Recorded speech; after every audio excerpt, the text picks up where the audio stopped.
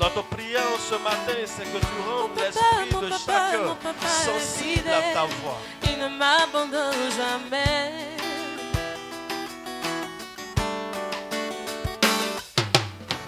Mon papa, il est fidèle. Il ne m'abandonne jamais. Oui, mon papa, il est fidèle. Il ne m'abandonne jamais. Il est fidèle, il est fidèle, il est fidèle, il est fidèle, il est fidèle, il est fidèle, il est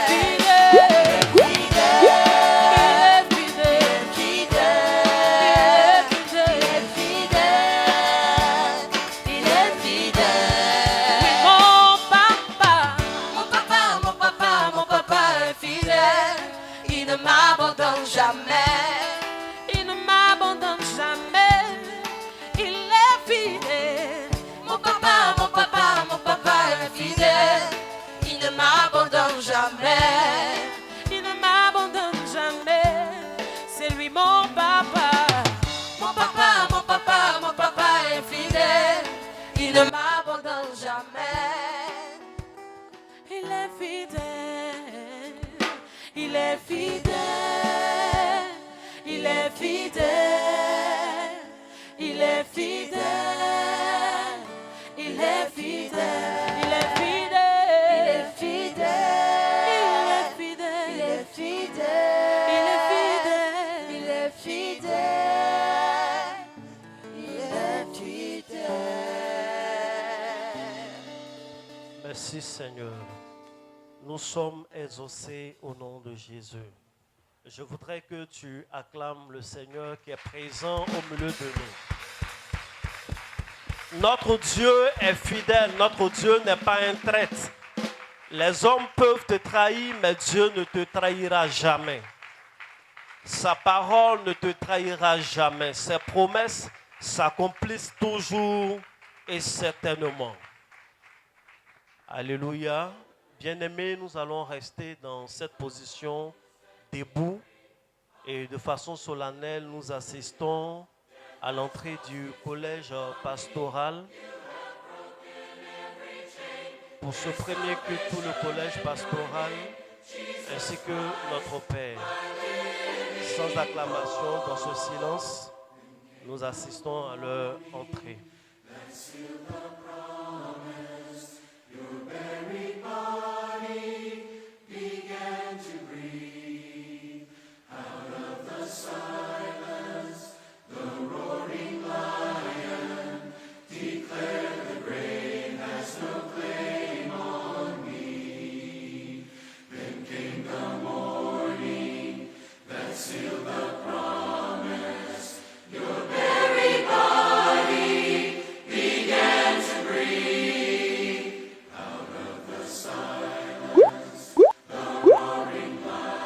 C'est le moment où nous pouvons acclamer le Seigneur pendant que ceux-ci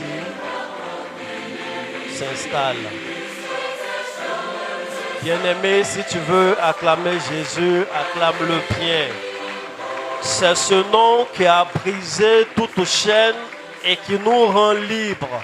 Acclame ton Dieu. Quand tu acclames ton Dieu dans la maison de ton Père, sens-toi libre. Même si tu es là pour la première fois, dans la maison de Dieu, tu n'es pas étranger, tu n'es pas étranger. Est-ce que quelqu'un peut ajouter des cris de joie à son acclamation? Nous parlons de Jésus-Christ de Nazareth. Nous parlons de celui qui nous a rachetés au prix de sa vie.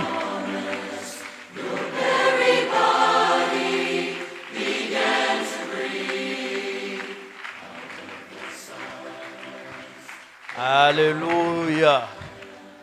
Asseyez-vous royalement.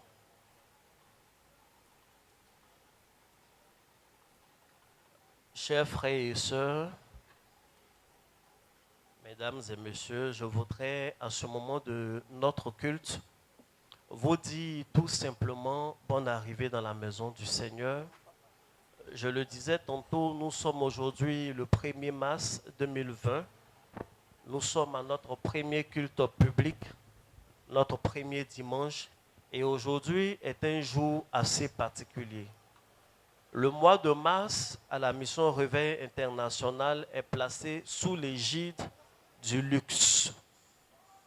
Le luxe tel que défini par Dieu, le luxe tel que promis par Dieu à ses enfants. Et je souhaite, et en même temps je prie, que Dieu vous permette d'entrer durant tout ce mois, pendant tous les dimanches que nous allons faire, et chaque jour, toi-même personnellement, et au travail, et dans tes affaires, et en famille, que tu expérimentes ce Dieu qui bénit, ce Dieu qui donne le luxe, ce Dieu qui nous met au large, loin du besoin, loin de la précarité, au nom de Jésus-Christ de Nazareth. Je n'ai pas entendu quelqu'un dire Amen. Je n'ai pas entendu un second Amen plus luxueux. Amen. En ce moment de culte, je voudrais vous donner dès maintenant quelques annonces. Notre annonce principale, c'est le programme à la fin du mois. À la fin de ce mois, il y aura un séminaire sur le thème du luxe. Amen. Un peu à l'image de ce que nous avons fait dans le mois de février, les arcanes de l'amour. À la fin du mois, il y aura un séminaire sur le luxe que nous allons faire et qui va se terminer également le week-end, un week-end. Alors, le séminaire sera payant. Alléluia. Sera payant comme ce que nous avons fait en février parce que des secrets seront donnés. J'ai l'habitude de dire le contraire du luxe, ce n'est pas la simplicité. Le contraire du luxe, c'est la précarité. C'est être vraiment dans le besoin, manquer de tout. Or, le Dieu que nous servons, le Dieu que nous suivons, il nous a promis plein de choses. Malheureusement, ce n'est pas chaque jour que nous voyons ces choses. Or, nous venons de chanter, nous tous, et on y croit vraiment fortement que ce Dieu-là est fidèle. Alors, s'il est fidèle et qu'il nous a fait vraiment des promesses, si nous y croyons parce qu'on a la foi, pourquoi est-ce qu'on n'obtient pas ces choses? Eh bien, il y a des blocages. Nous ne sommes pas seuls sur le ring. Il y a des adversaires. Il y a des erreurs même que nous pouvons commettre. Il y a des choses que nous ne savons pas qui nous éloignent de ces promesses de Dieu.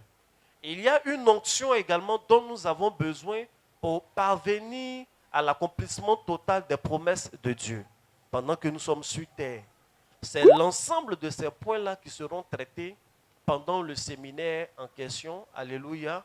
Et à la fin, il y aura une prière pour tous les participants. Que Dieu vous bénisse. Alléluia. Bien-aimés frères et sœurs, je ne vais pas vous laisser sur votre faim. Je vais vous laisser encore en compagnie du groupe musical. C'est l'heure pour nous du chant spécial d'aujourd'hui.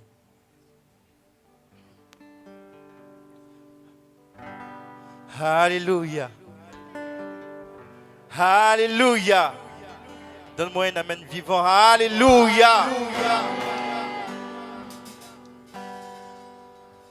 Bien-aimés, vous savez, les semaines passées, notre Père nous a enseigné sur l'amour, sur plusieurs types d'amour.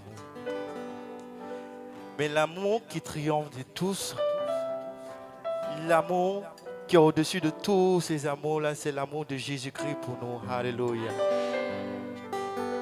Et cet amour-là se manifeste lorsque vous voyez des gens dans la maison de Dieu qui œuvrent pour le Seigneur. Ils n'attendent vraiment rien en retour. Je veux parler des servants. Est-ce que les servants sont là en ce matin? Est-ce qu'il y a des serviteurs de Dieu? Est-ce que les servants... J'aimerais que vous balancez les mains comme ça. Alléluia.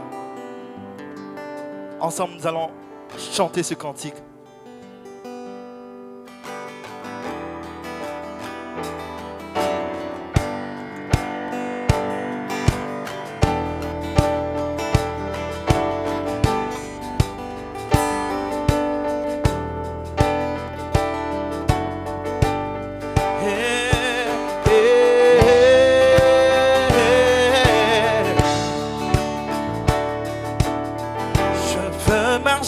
Comme tu as marché, je veux aimer comme tu as aimé. Sur ma route,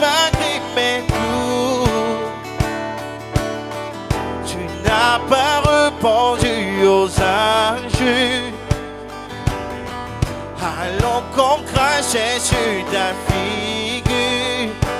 Tu as méprisé mes coups. Tu m'as aimé plus que tout. Walking love, walking love, marche dans l'amour. Oui, je veux marcher chaque jour dans ton amour. La miséricorde, la miséricorde triomphe du jugement, triomphe même de la mort. Oui, l'amour triomphe encore. Walking love, marche dans l'amour. Quel que soit le poids des blessures, l'amour triomphe toujours. Walking love, marche dans son amour. Je fais le feu de ne plus juger.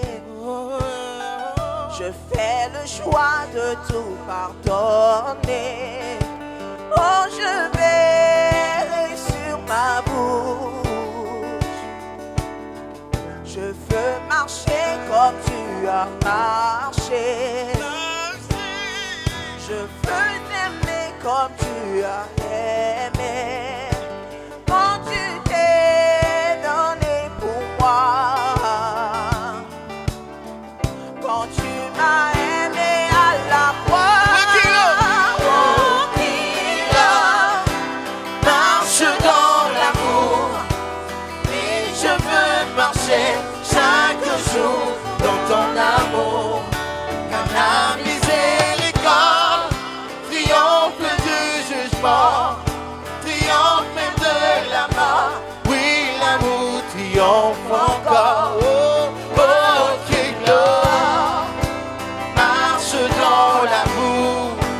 Quel que soit le poids des blessures, l'amour triomphe toujours. Walking love, marche dans son amour. Walking love, marche dans l'amour. Oui, je veux marcher chaque jour dans ton amour.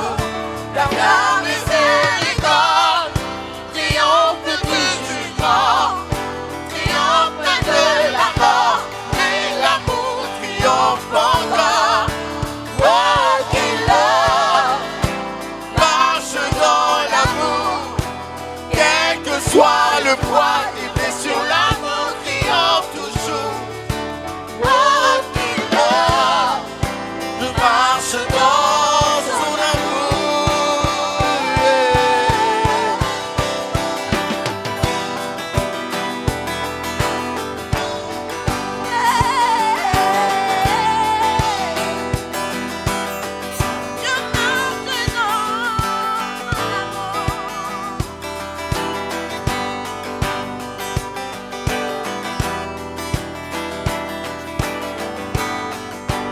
Walking love, marche dans l'amour.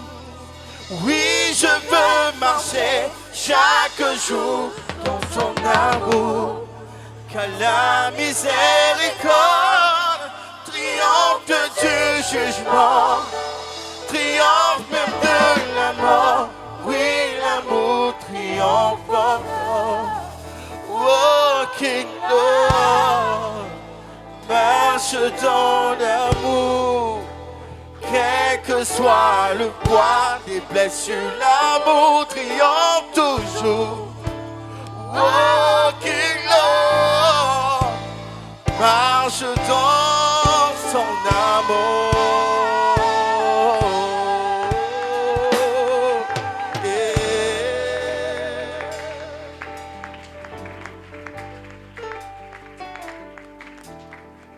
Qui croit que l'amour de Jésus est au meilleur de tout, au-dessus de tout. Alléluia. Yeah. Oh.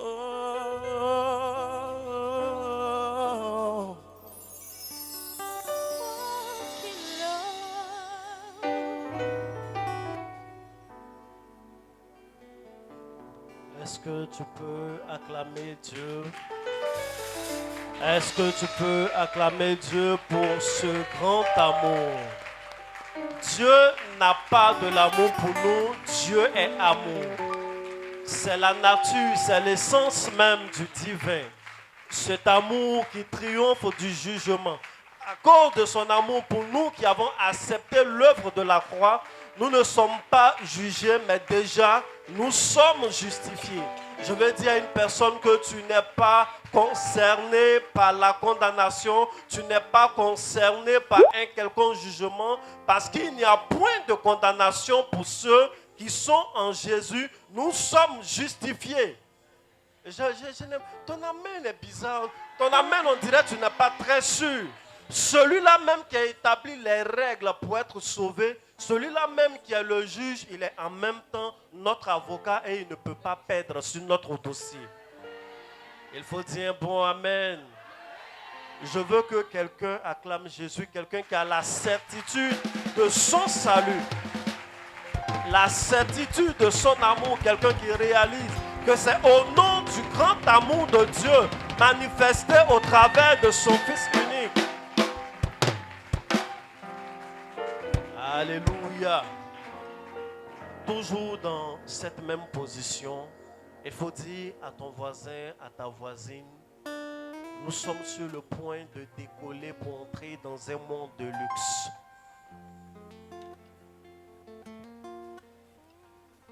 Est-ce qu'il a pris sa ceinture? Elle a pris sa ceinture. Nous allons décoller pour rentrer dans un univers assez particulier. Et nous serons ce matin comme pilote quelqu'un qui est expérimenté, quelqu'un qui connaît l'appareil du luxe et l'appareil divin. Alléluia. Quelqu'un qui connaît la météo du luxe et la météo divine. Quelqu'un qui maîtrise les aéroports, les atterrissages divins, qui connaît le sujet. Alléluia. Vous savez, il y a des personnes qui sont nées avec une cuillère en or dans la bouche. Ceux-là ne pourront pas nous enseigner comment faire pour parvenir à un certain résultat de luxe avec Dieu. Mais il y a ceux-là qui ont connu tout, qui ont connu la galère, qui ont connu la misère, la galère du village, la galère de la ville, la galère des temps, des périodes, des zones étrangères, des personnes qui ont connu le luxe, des personnes qui ont connu des choses extraordinaires. Mais le plus important, c'est que la personne dont je parle a connu tout ça par Dieu. Alléluia. A connu tout ça par Dieu. Tout résultat qu'on obtient sans l'intervention de Dieu est un résultat qui n'est pas définitif ou un résultat qui va nous perdre. Ce matin, nous avons le privilège d'écouter un spécialiste en la matière. Bien-aimé, sûrement tu as lu les 48 lois pour être riche. Sûrement tu as lu tous les livres que Bill Gates a écrits. Comment je suis parti de rien pour devenir milliardaire. Celui même qui t'a vendu le livre est plus pauvre que toi. À un moment donné, tu réalises que ces secrets-là ne suffisent pas. Il y a des choses qui ne sont pas dans ces livres-là, que ceux-là ont pratiqué et sont parvenus à des résultats. Et ne vous diront jamais. Aujourd'hui, nous avons le privilège, l'honneur de recevoir un homme de Dieu d'amour. Quelqu'un qui n'a pas peur d'être la cible des critiques en disant la vérité à l'ensemble des chrétiens, à l'ensemble des enfants de Dieu. Vous savez, avec Dieu, nous ne sommes pas tout le temps sectaires. Une vérité divine révélée est pour les pères et pour leurs fils. Bien-aimés, je voudrais ce matin que nous puissions acclamer le Seigneur pour recevoir notre orateur du jour. Un orateur de luxe, un orateur de prestige. En toute simplicité, mais en toute puissance, acclame le Seigneur pour recevoir mon Père spirituel, le révérend Doski Jaurès Yoro. Acclame Dieu.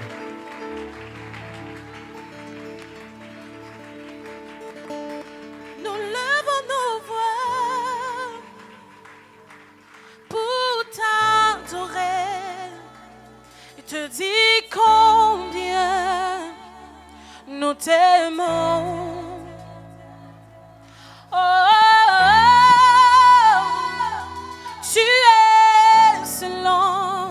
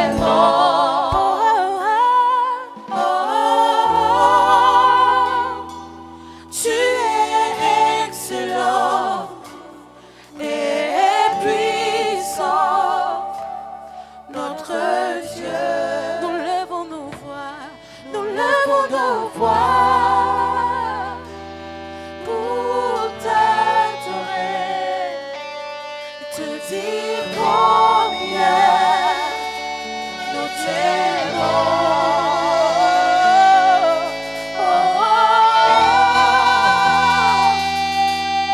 Tu es excellent et puissant, notre Dieu.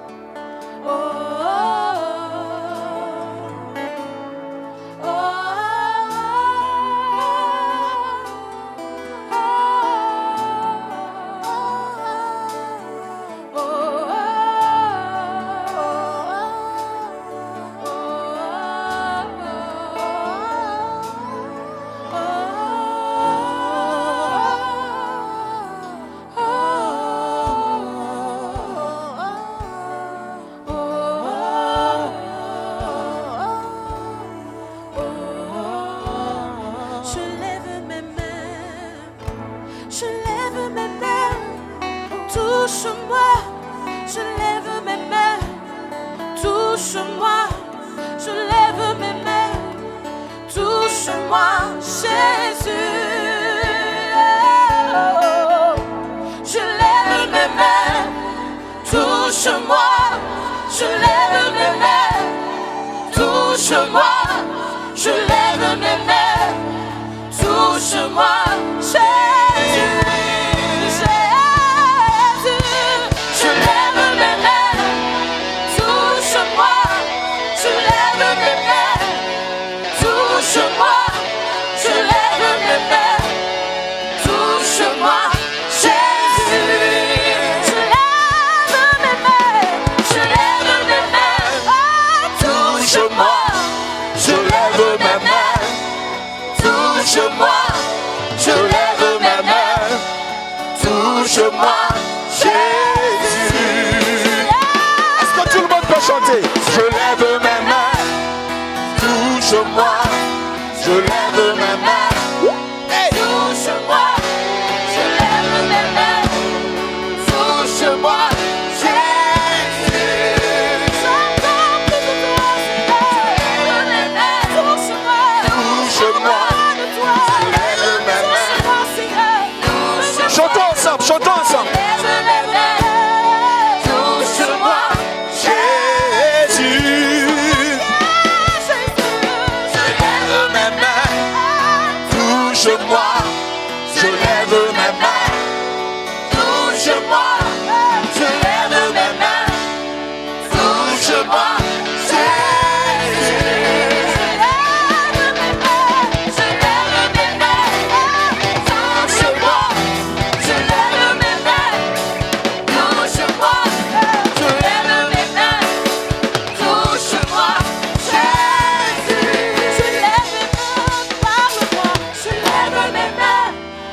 touche-moi, je lève mes mains, touche-moi, je lève mes mains, touche-moi, Jésus.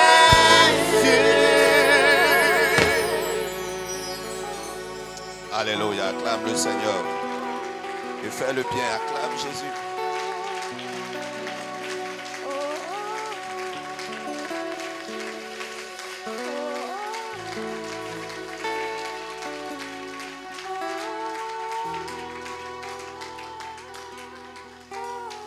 Alléluia.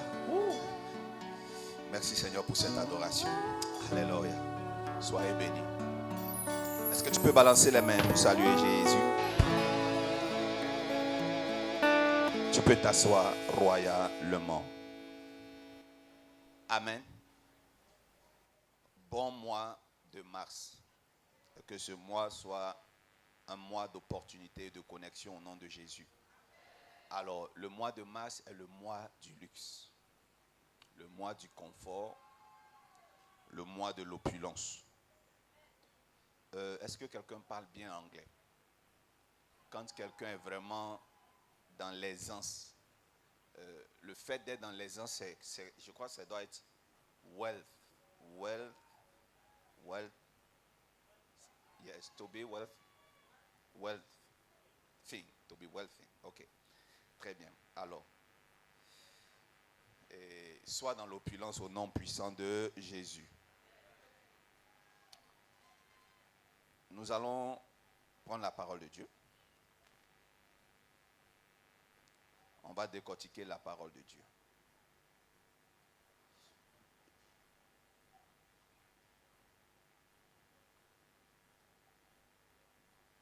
Ce que je vais dire, je ne serai pas en train de me faire un compliment.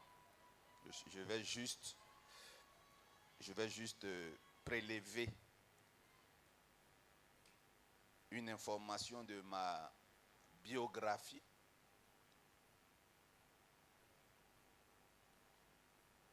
et vous le transmettre.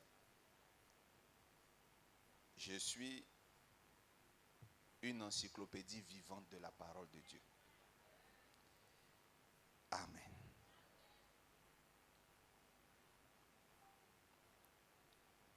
Je veux prendre le soin de te révolutionner en ce matin. Nous sommes dans la saison de la révolution chrétienne. Nous allons prendre la parole de Dieu dans le livre de Actes 3, verset 11, nous allons lire tous ensemble. Nous allons tenir debout, nous allons lire en unisson.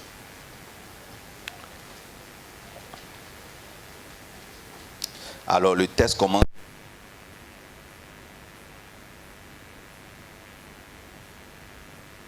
À haute et intelligible voix.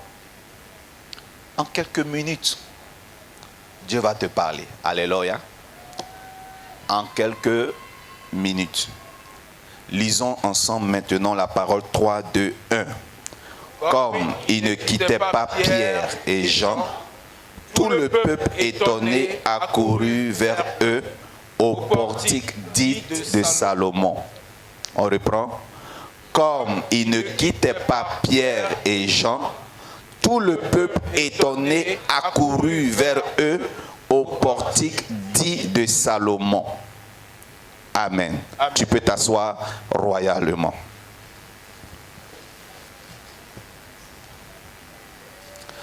Ce matin, on va se montrer les choses. Je vais commencer à lire à partir du verset 1. Pierre et Jean montaient ensemble au temple à l'heure de la prière. C'était la 9e heure. Il y avait un homme boiteux de naissance qu'on portait et qu'on plaçait tous les jours à la porte du temple, appelé la Belle, pour qu'il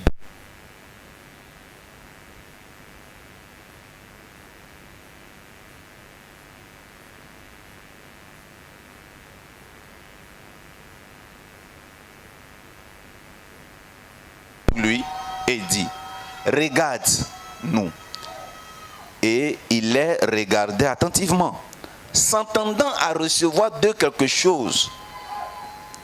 Alors Pierre lui dit, je n'ai ni argent ni or, mais ce que j'ai, je te le donne au nom de Jésus-Christ de Nazareth. Lève-toi et marche. Et le prenant par la main droite, il le fit lever. Au même instant, ses pieds et ses chevilles devinrent fermes. D'un saut, il fut debout et il se mit à marcher. Il entra avec eux dans le temple, marchant, sautant et louant Dieu. Tout le monde le vit marcher, marchant et louant Dieu. Il reconnaissait que c'était celui qui était assis à la belle porte du temple pour demander l'aumône. Et il fut rempli. Et il fut quoi? d'étonnement et de surprise au sujet de ce qui lui était arrivé. Comme il ne quittait pas Pierre et Jean, tout le peuple étonné accourut vers eux au portique de Salomon. Pierre, voyant cela, dit au peuple: Hommes Israël, pourquoi vous vous étonnez de cela? Amen. Dites Amen.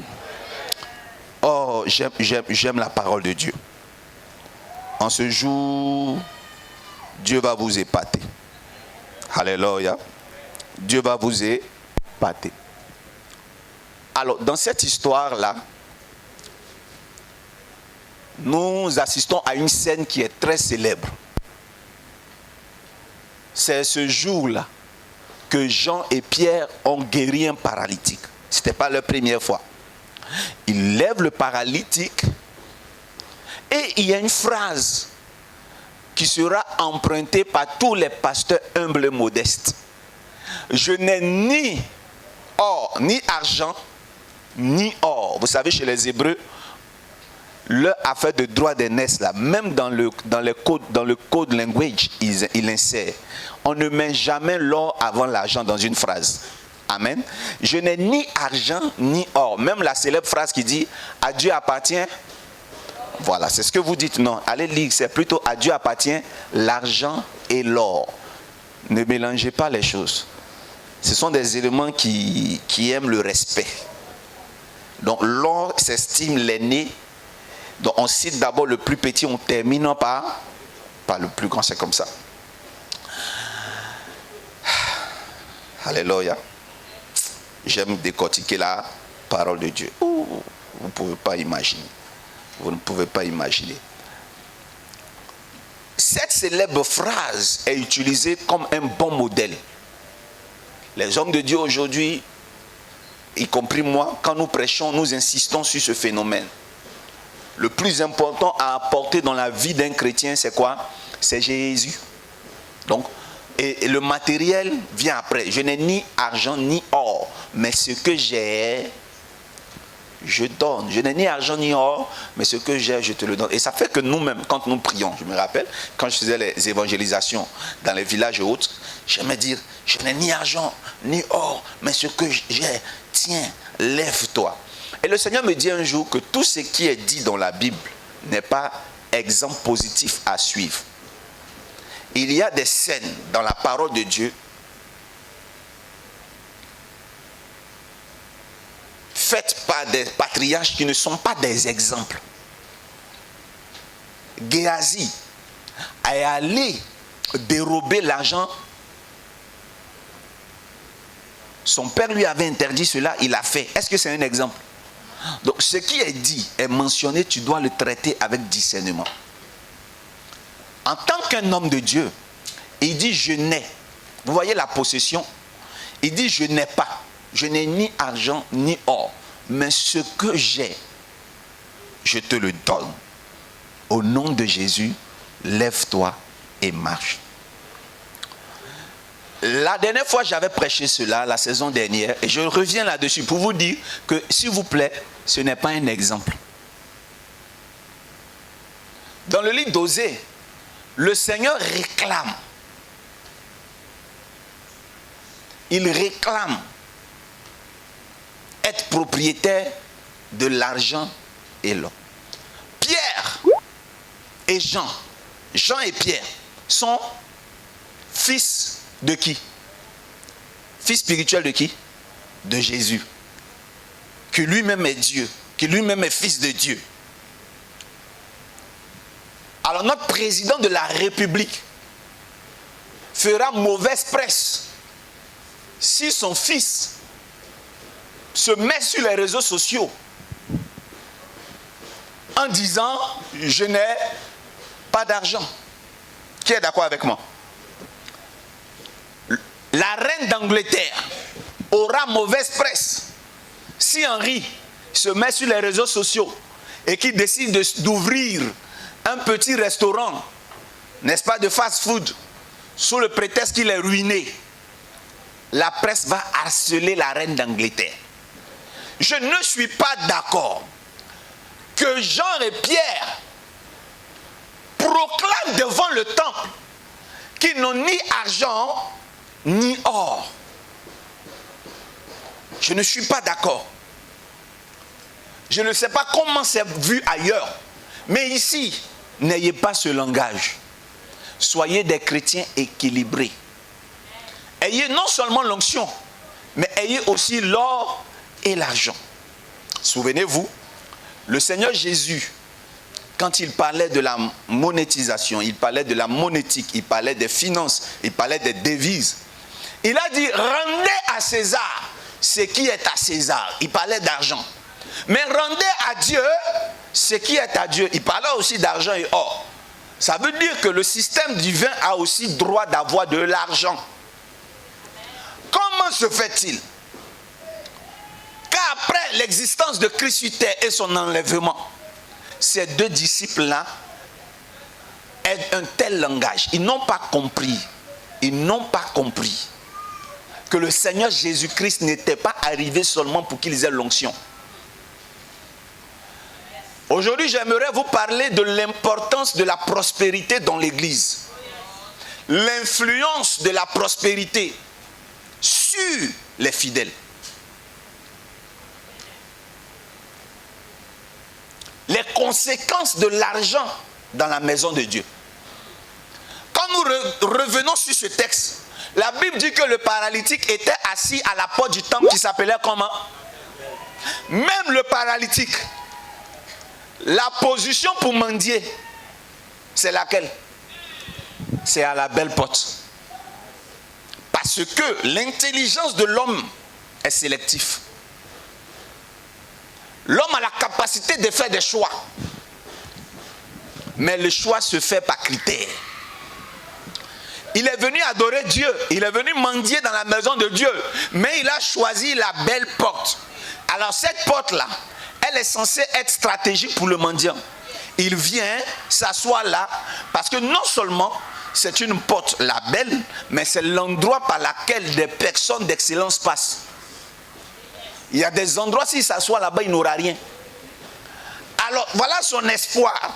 Il s'assoit à la belle porte et qui va venir de moisi. Alléluia. Vous savez, l'église est un environnement qui doit donner l'espoir. Donne un amen et je continue. Quand tu arrives à l'église, tu dois avoir de l'espoir. Mais de nos jours, il y a beaucoup de chrétiens comme Jean et Pierre qui ne donnent pas envie d'adorer Dieu. Il y a des sœurs, il y a des frères. Quand tu regardes leur vie n'est pas l'accomplissement de la parole de Dieu. Leur consolation, c'est qu'ils ont Jésus. Leur consolation, ils ont l'onction. Leur consolation, ils ont l'assurance du salut et cela suffit. Mais bien aimé, cela ne suffit pas. Nous allons voir cela dans la suite des choses. Est-ce que quelqu'un a toujours sa Bible en main? Nous sommes toujours dans le même texte. Est-ce que tu as ta Bible?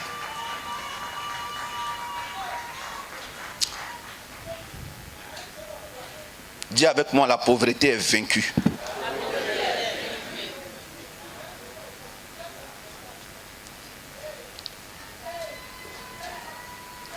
Verset 6. Alors Pierre lui dit, je n'ai ni argent ni or, mais ce que j'ai, je te le donne au nom de Jésus-Christ de Nazareth. Lève-toi et marche. Et le prenant par la main droite, il le fit lever. Donc il y a eu vraiment miracle. Au même instant, ses pieds et ses chevilles devinrent fermes. D'un saut, il fut debout et il se mit à marcher. Maintenant, écoutez bien. Il entra avec eux dans le temple. Amen. Vous savez, c'est l'histoire d'un chrétien qui va connaître Jésus. À la porte, donc à la belle porte, donc hors de l'église, il est en face de des évangélistes qui lui prêchent Jésus. Alléluia. Vous savez, je serai aujourd'hui en train de justifier. Je n'ai pas l'habitude de justifier Pierre et Jean sur ce qu'ils ont dit dehors. Parce que je ne suis pas pour la proclamation de la pauvreté. Donc proclamer que je suis pauvre, je ne suis pas pour, mais je les justifie. Il y a une erreur que certains évangélistes font. Regardez. L'évangéliste peut dire à une personne, Dieu rend riche, Dieu bénit, Donc les gens fondent leur espoir sur ce message. Mais quand ils arrivent à l'église, ils ne voient pas cette chose. Ils ont d'abord présenté Jésus. Bien vrai que ce dernier attendait quoi? L'argent. Qu'est-ce qui crée le désespoir? Quand tu évangélises, c'est que tu dis à une femme stérile, Dieu donne enfant, et qu'elle vient depuis, il n'y a pas enfant. Dieu donne mari, et que ce soit le seul prétexte et l'argument que tu as pour envoyer quelqu'un à Jésus. Quand la personne vient qu'elle ne se marie pas, elle est comment? Découragée. Parce qu'en effet, l'église, le pasteur ni Jésus ne sont une agence, ne constituent une agence matrimoniale. Vous comprenez? Voilà, donc l'église n'est pas 1, 2, 3 love où on a des connexions. Donc si tu es venu ici à l'église pour te marier, oui, Dieu peut donner le mariage. Mais le premier message que tu dois retenir, le pourvoyeur, c'est Dieu, c'est Christ. Et donc d'une part, Jean et Pierre ont présenté d'abord Christ, ce qui n'est pas négatif. Mais le problème, c'est la proclamation et l'insistance. Ils n'étaient pas obligés de dire qu'ils n'avaient ni or ni argent. Mais maintenant, ils rentrent dans l'église. Ils rentrent dans l'église, constater le décor. Hein? Amen. Et regardez. La Bible dit que d'un saut, il fut debout et il se mit à marcher. Il entra avec eux dans le temple. Le miracle de Dieu, dehors, peut amener des gens à venir à l'église. J'aime le message équilibré. Je suis contre le message qui dit il n'y a rien dans un miracle. Ce n'est pas un miracle qui envoie au ciel. Mais c'est faux. Le miracle est un appât pour gagner les âmes à Jésus. Quand Jésus était dehors et que Jean-Baptiste était en prison, le doute s'est emparé de Jean-Baptiste, il a eu la psychose. Et il a envoyé un de ses enfants pour aller demander si Jésus est vraiment le Messie. Voilà la réponse que Jésus lui donne à l'émissaire. Il lui dit, bon, regarde, observe, regarde. Et Jésus a commencé à faire des miracles. Il dit, va lui dire ce que tu as vu. Donc en réalité, Jésus n'a pas prêché pour prouver qu'il est le Messie. Il a fait quoi? Des miracles. Donc le miracle peut gagner à Jésus.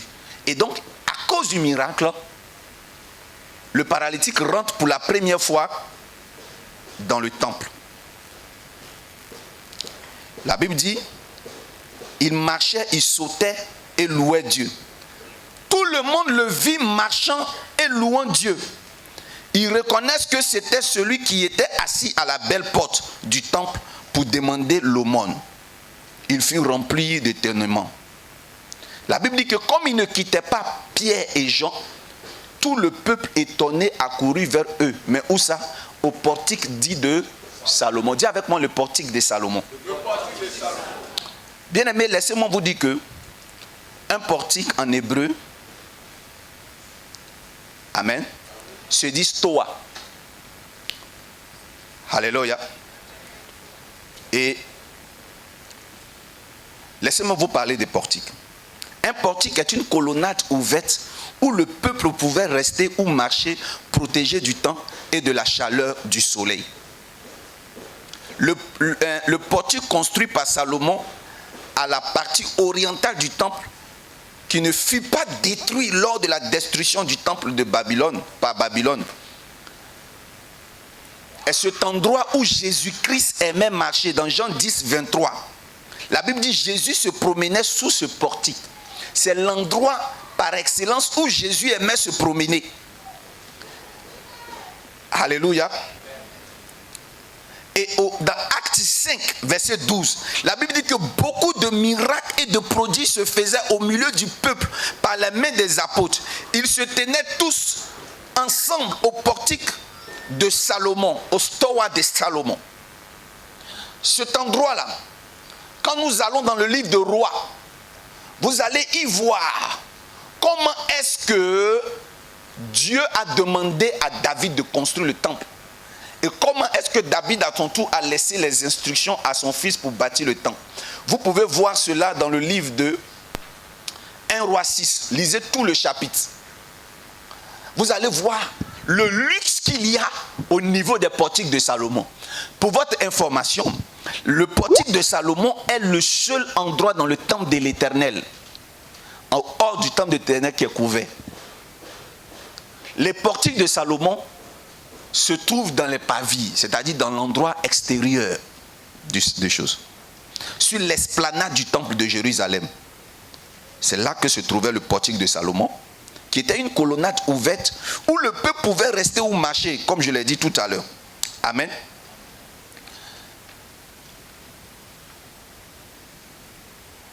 Et il y a un fait qui est très remarquable, c'est que lorsque Hérode, du temps de Jésus, arrive, il décide de rebâtir le temple de l'Éternel qui était en ruine.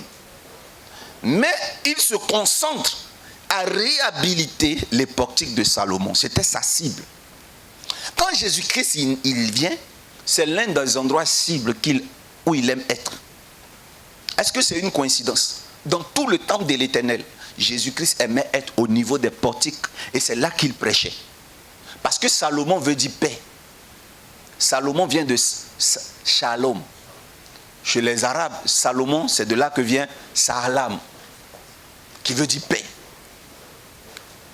Donc Christ, là où il est, il y a la paix. Donc Christ est la paix. Il aime être dans un endroit de paix. Et lui-même apporte aussi quoi? La paix. Le portique de Salomon est la préfigure de l'église. L'église est censée être un endroit où on se sent à l'aise. Jésus-Christ lui-même était choco, comme on le dit. Jésus-Christ se trouve dans un endroit où il ne veut pas être agacé, assailli par la chaleur du soleil. Jésus-Christ n'aimait pas n'importe quel endroit. Il choisissait ces endroits. Il était sélectif. Il n'était pas arriviste, mais il aimait les bonnes choses. Puisque en réalité, c'est Jésus-Christ lui-même qui a donné les instructions sur comment bâtir le temple de l'Éternel. Alléluia. Maintenant, est-ce que je peux attirer votre attention? Quand l'homme a été guéri dehors, lorsqu'il est rentré à l'église, aucun de ses amis, aucun de ses parents n'est venu vers lui. Les gens étaient loin et ils observaient qu'il a changé. On dit les gens ont même reconnu que c'était lui qui était assis depuis plusieurs années. Mais il a fallu que Jean et Pierre se retrouvent au portique de Salomon pour que le peuple le rejoigne là. Les fidèles dehors là, ils n'aiment pas n'importe quoi. Ils peuvent écouter ton Dieu dehors. Ils peuvent écouter ton Dieu sur les réseaux sociaux. Ils vont rester dehors. Mais le jour, ils verront la transformation dans ce que tu fais. Mais laquelle transformation? Ce n'est pas ta sanctification, puisqu'ils ne voient pas ta vie. Ils ne savent pas après l'église ce que tu fais. Il y a des gens ici qui sont pieux. Moi, mon ami intime était enfant de cœur. Quand on va à la messe, quand on le regarde là, on ne le reconnaît pas. Mon gars, je l'appelais Homo. Parce que moi j'étais Jaurès, lui il était Josué. Donc nous on était Jojo. Mais quand il rentre à l'église, tu ne le reconnais pas.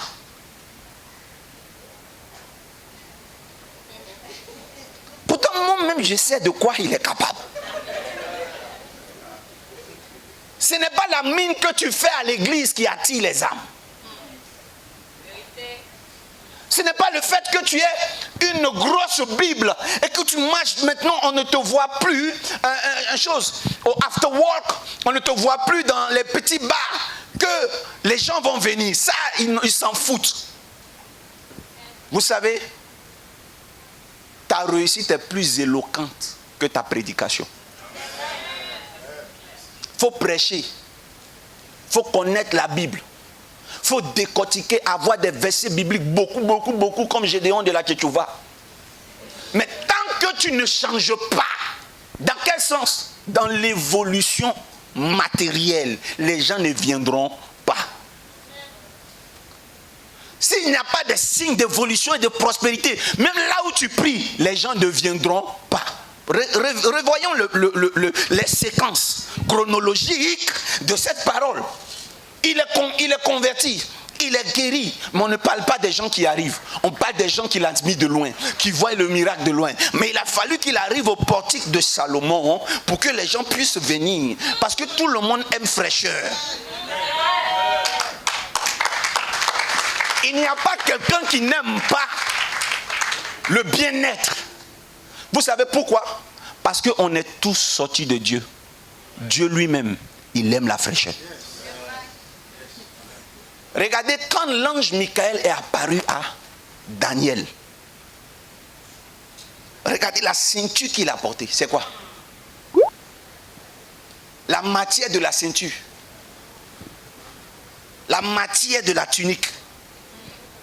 Allez-y, lis Daniel, vous verrez. Lorsqu'on décrit le premier jardin d'Éden, on dit qu'il était un chérubin protecteur. N'est-ce pas?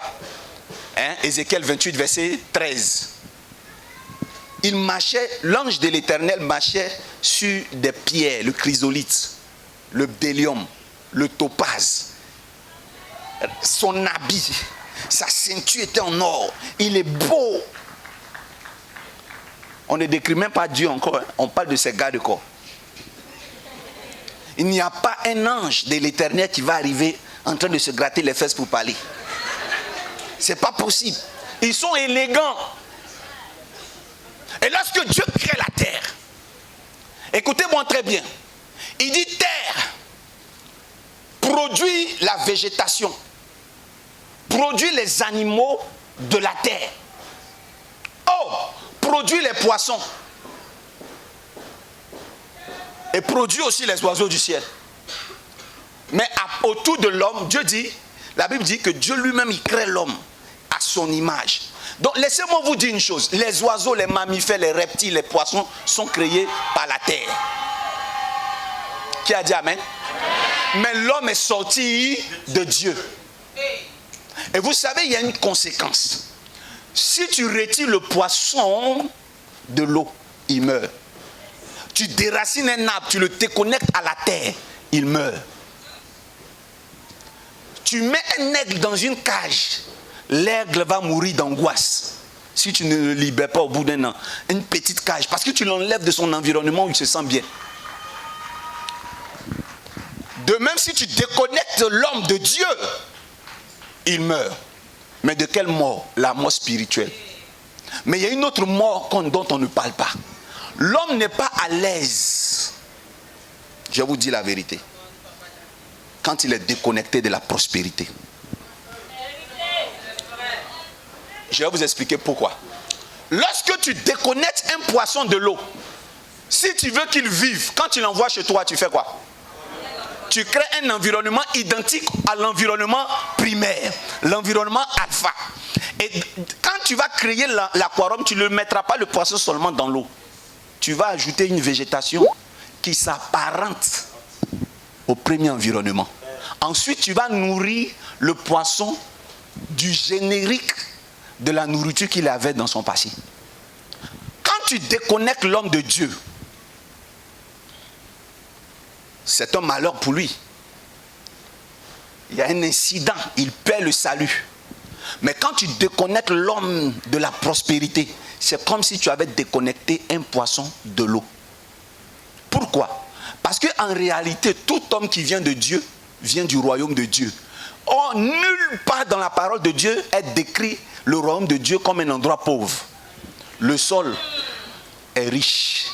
Les rues sont pavées d'or. Parées d'or. Asserties de diamants.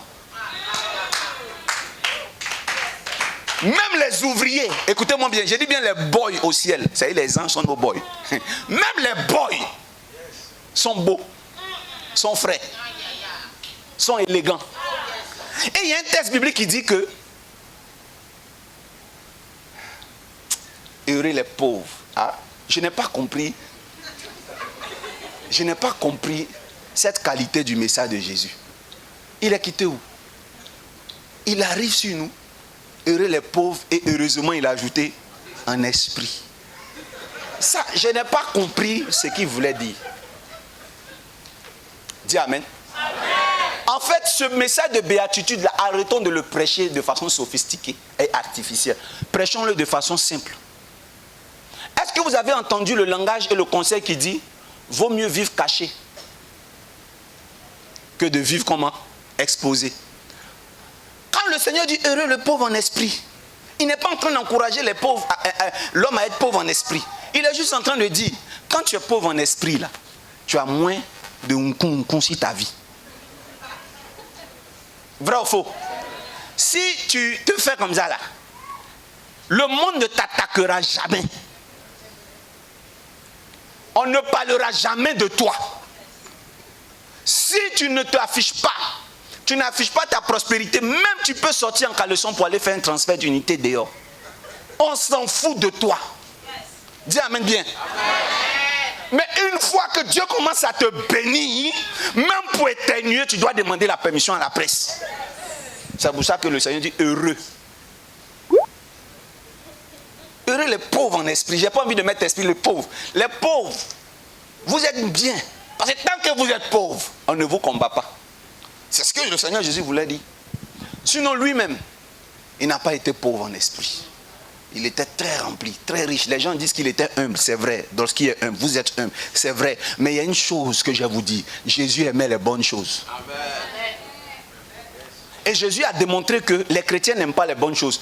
Puisque 90% des temps qu'il passait, il est passé avec des païens.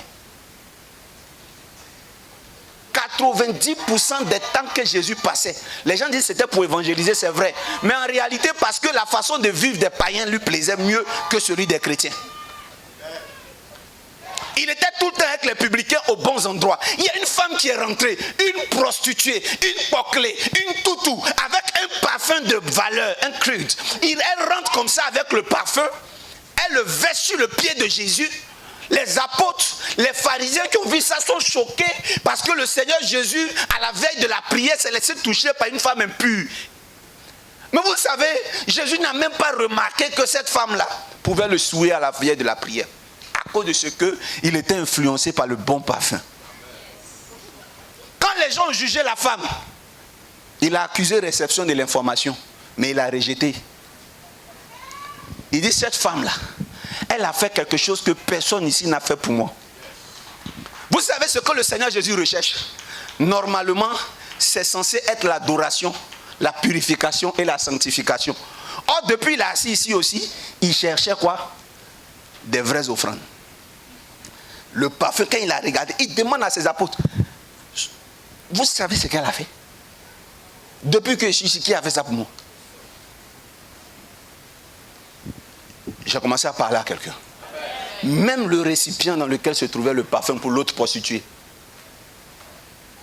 était digne du Seigneur Jésus.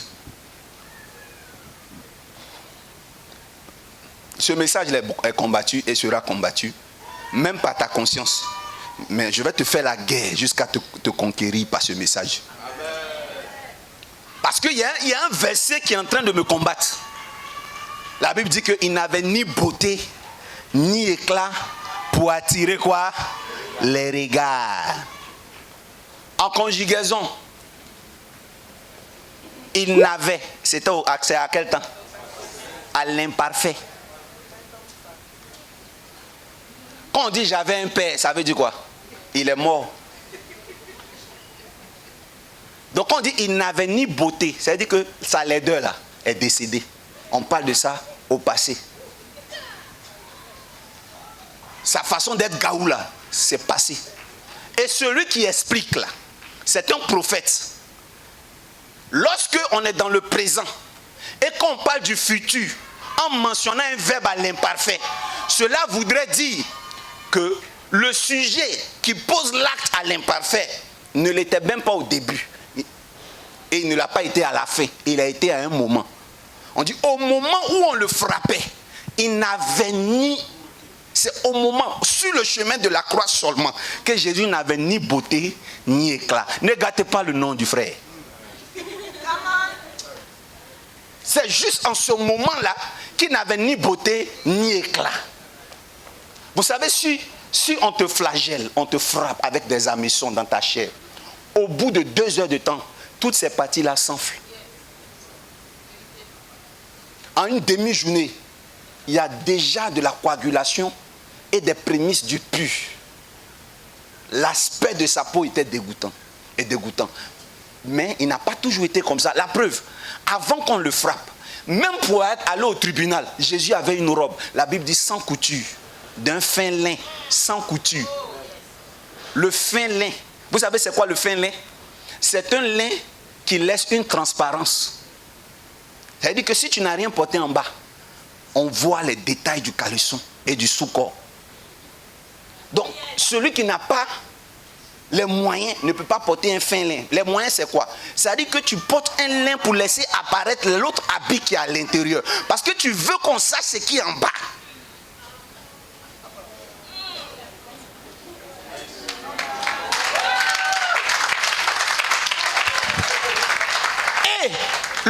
son manteau est tombé, vous savez, ce n'est pas son manteau qui était sans couture, c'est ce qui était la tunique. Maintenant, dessus, il y a un manteau parce qu'ils ont un genre d'hiver là-bas. Il fait un peu froid. Quand c'est tombé, les soldats ont tiré au sort pour savoir qui va hériter d'un si beau habit.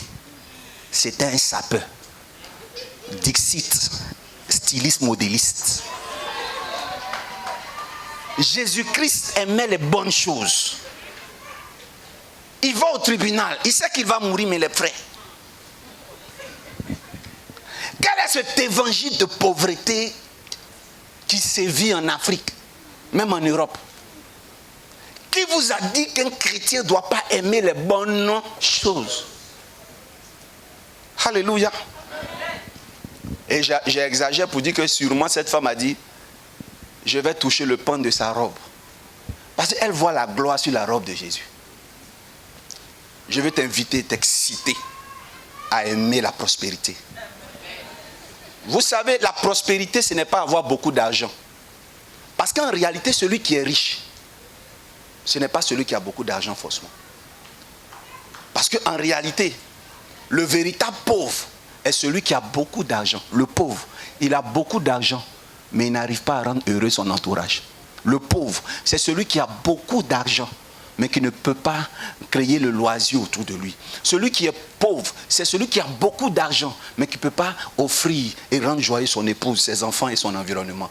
Le véritable riche, c'est celui qui est élégant avec un peu. Il est frais avec un peu. En fait, la richesse, c'est une mentalité. Il y a des gens qui n'ont rien, mais leur attitude vestimentaire, le comportement, tu sais déjà que ceux-là, il ne faut pas leur donner l'argent. Il y a des gens, tu as envie de leur arracher l'argent. Quand tu leur donnes l'argent, leur vie t'énerve. Dis amen bien. J'aime la MRI, amen. Cette église ne fait pas partie des églises qui sont citées dans Forbes. Mais avec le peu d'huile et de farine qu'on a, on sait faire des gâteaux. Avec le peu, on améliore notre environnement. Mbadon était un village. Mais quand tu finis de traverser le village, tu rentres à l'église, c'est comme si tu es à l'ambassade des États-Unis.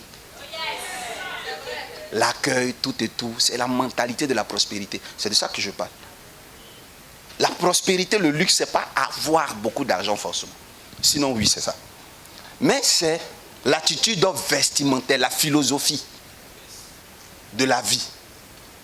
La philosophie autour du matériel. Comment accessoiriser sa vie. C'est ça que les gens attendent pour accepter ton Jésus. Quand on rentre chez toi, c'est écrit dessus zone du Saint-Esprit à la porte. Quand on rentre dans la maison, il y a un tableau. Moi et ma maison, nous servirons l'Éternel. Mais depuis que tu es chrétien, c'est toi. Ce tableau-là n'a jamais connu son accomplissement. Pardon. Il faut décoller le tableau là un peu. Quand tu arrives même, tu as pris les escaliers. Il dit, je suis allé chez une maman au 220 logements. Elle était au 8e étage. Je partais prier pour quelqu'un là. J'ai marché jusqu'à... Quand je suis arrivé au 8e, j'ai dit, j'aime Jésus. Et puis ils ont écrit dessus zone du Saint-Esprit. Ils disent, ouais, Saint-Esprit, tu es Dieu à atteindre. Mais dès que je suis entré, la fille qui m'a dit bonjour tonton, c'est une sorcière. La fille de ménage là, c'est une sorcière. Je n'ai rien dit. Dès que je suis entré, toutes les vieilles qui étaient assises à côté du malade là, c'est des sorcières. Dans la zone du Saint-Esprit, la sorcellerie se vit avec excellence. Enlevez-moi les étiquettes là. Il faut écrire zone dangereuse. Vous comprenez que notre vie, si elle doit être étiquetée par le Saint-Esprit, l'intérieur doit manifester le Saint-Esprit. Dis amen bien fort. Amen. Alors donc je ne peux pas consommer du Sprite dans une bouteille étiquetée Coca-Cola. Vrai ou faux?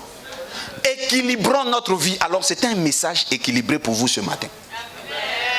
Que le Seigneur lui-même, je n'ai pas eu envie de lire un roi. Regardez, écoutez-moi bien comment l'Éternel a bâti le pavis.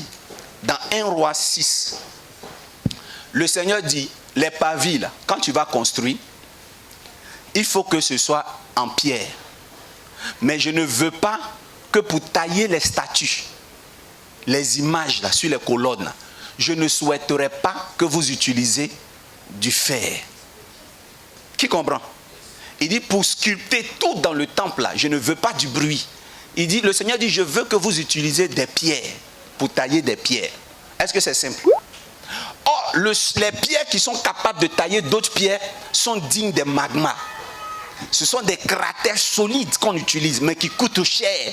C'est ce que le Seigneur voulait qu'on utilise, alléluia, pour maquiller le temple de l'Éternel.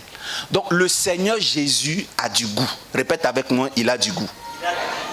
Puisque c'est l'endroit qu'il a sélectionné pour marcher, qu'il a sélectionné pour vivre. Seigneur, je veux que tu amènes le luxe dans ma vie. Seigneur, je veux que tu amènes le luxe dans ma vie. Qui ne veut pas la bénédiction? Alors ce mois est le mois du luxe. Le dimanche prochain, j'aurai un autre thème. Amen. Mais qui parle du luxe. Amen. Et les femmes seront aussi honorées, puisque c'est le 8. Et le 8, c'est la journée de la femme. Je décrète que ce 8-là, toutes les femmes deviennent des femmes de luxe au nom de Jésus. Le luxe n'est pas un péché de par la nature même de Dieu. L'église doit parvenir au luxe. Tu peux être simple, pas extravagant. Le luxe ne veut pas dire l'extravagance. Tu peux être simple, mais être quelqu'un qui a du luxe. Le luxe, ce n'est pas seulement le matériel, ce n'est pas la matière seulement, mais c'est aussi un genre. C'est une manière de vivre, c'est une manière de comprendre. Alors je termine. Le Seigneur dit, je veux que tu prospères, vrai ou faux, à tous égards, comme prospère l'état de ton âme. Le même dit, et c'est le seul mensonge que Jésus a autorisé. Quand on dit le mensonge amène en enfer, il y a un mensonge qui ne va pas t'envoyer en enfer si le mensonge est envoyé en enfer. Le Seigneur dit que le pauvre dise, je suis riche. Vrai ou faux? Il dit quoi? Que le pauvre dise quoi? Même quand tu n'as rien, il faut dire quoi? Je suis riche. Le but de l'Éternel, c'est que vous soyez riches.